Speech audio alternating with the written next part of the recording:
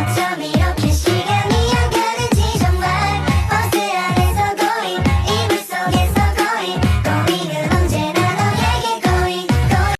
Assalamualaikum warahmatullahi wabarakatuh. Perkenalkan, nama saya Deta Septiana dari kelas manajemen 22B dengan NPM 22411092. Di sini saya akan menjelaskan materi tentang manajemen resiko hukum dan kepatuhan, mata kuliah manajemen resiko. Pengertian resiko hukum dan kepatuhan.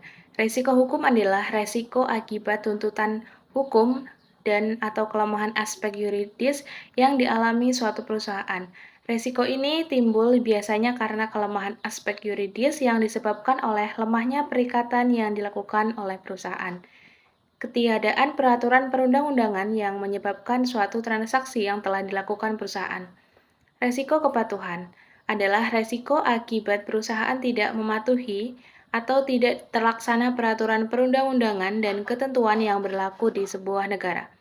Resiko kepatuhan dapat bersumber dari perilaku hukum, yakni perilaku atau aktivitas perusahaan yang menyimpang atau melanggar dari ketentuan atau peraturan perundang-undangan yang berlaku. Resiko kepatuhan adalah risiko akibat perusahaan tidak mematuhi atau tidak melaksanakan peraturan perundang-undangan dan ketentuan yang berlaku di sebuah negara. Resiko kepatuhan dapat bersumber dari perilaku hukum, yakni perilaku aktivitas perusahaan yang menyimpang atau melanggar dari ketentuan atau peraturan perundang-undangan yang berlaku. Fungsi manajemen resiko dan kepatuhan. Fungsi manajemen resiko hukum dan kepatuhan. Fungsi manajemen resiko hukum. Manajemen resiko hukum diperlukan untuk memastikan bahwa proses manajemen resiko dapat meminimalkan kemungkinan dampak negatif dari kelemahan aspek yuridis. Ketiadaan atau perubahan peraturan perundang-undangan dari proses litigasi, terdapat beberapa faktor yang mempengaruhi resiko hukum, antara lain yang pertama, faktor litigasi, faktor kelemahan perikatan, dan yang ketiga, faktor ketiadaan atau perubahan peraturan perundang-undangan. Fungsi manajemen resiko kepatuhan, yaitu kegagalan manajemen resiko kepatuhan dapat menyebabkan ditutupnya perusahaan oleh otoritas atau kebangkrutan. Oleh karena itu, tujuan utama manajemen resiko untuk risiko kepatuhan adalah memastikan bahwa proses manajemen resiko dapat meminimalkan kemungkinan dampak negatif dari perilaku perusahaan yang menyimpang atau melanggar standar yang berlaku secara hukum atau secara umum, ketentuan atau peraturan perundang-undangan yang berlaku. Penerapan manajemen risiko dan kepatuhan. Dalam penerapan manajemen risiko hukum, sebuah perusahaan perlu menerapkan yang pertama, pengawasan aktif Dewan Komisaris dan Direksi.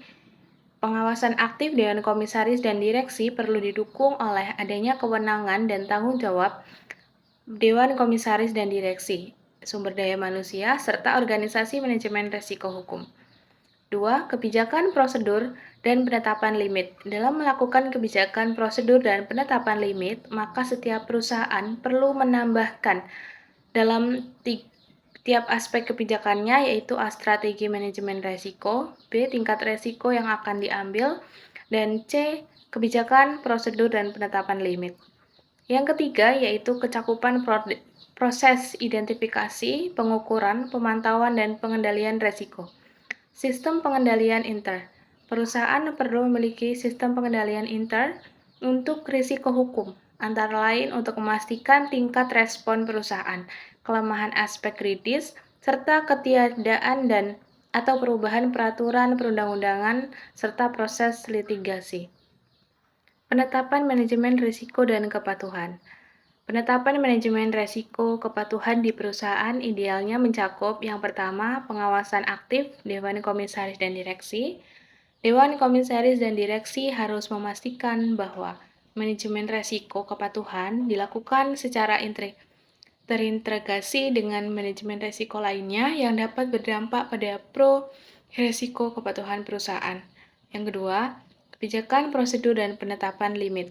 Proses identifikasi, pengukuran, pemantauan, dan pengendalian risiko, serta sistem informasi manajemen risiko kepatuhan, sistem pengendalian intern dalam melakukan penerapan manajemen risiko untuk kepatuhan perusahaan perlu memiliki sistem pengendalian intern untuk risiko kepatuhan antara lain untuk memastikan tingkat respon perusahaan terhadap penyimpangan standar yang berlaku secara umum, ketentuan, dan peraturan perundang-undangan yang berlaku. Mungkin itu saja yang dapat saya sampaikan. Kurang dan lebihnya, saya mohon maaf. Saya akhiri. Wassalamualaikum warahmatullahi wabarakatuh. Terima kasih.